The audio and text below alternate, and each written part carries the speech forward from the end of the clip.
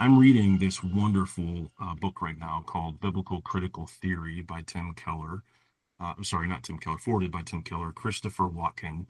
And he has a quote here that he is actually referring to what he calls a hermeneutic of charity, which is really the way that we are reading culture through a lens of love, a biblical lens. But I feel like it could almost directly apply to what we do in counseling. He says, the one who is loved by God does not have to justify herself through her counseling or score points to prove her superiority.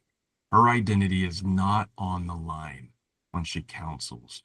And those of you who are students or who have ever been a counseling student, you know how much pressure you can feel when you go into a counseling room and you have all of this expectation that you meet a person where they are and that you provide all this wonderful care, and that somehow who you are, certainly as a student, if not in some level, your identity is on the line.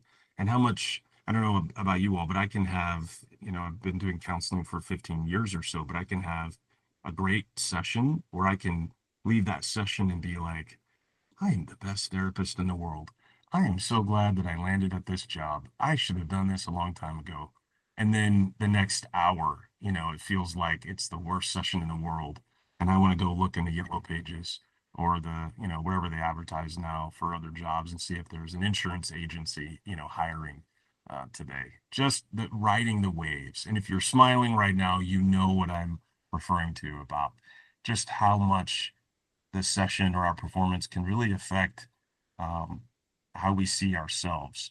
And so I want to, and I'm reminded to anchor myself in practical ways and in daily ways in Jesus as my secure base and safe haven. And of course, in the literature on attachment, this cannot be overstated. In every category, in every way, a person fares better when they have a secure attachment than if they don't, both as children and adults, in every possible measure of mental health, of functioning, even things like socioeconomic status, well-being, and performance in school. I mean, the list just goes on. Everything you can think of, we fare better when we have a secure attachment somewhere in our lives, especially in either romantic relationships or parental relationships as children.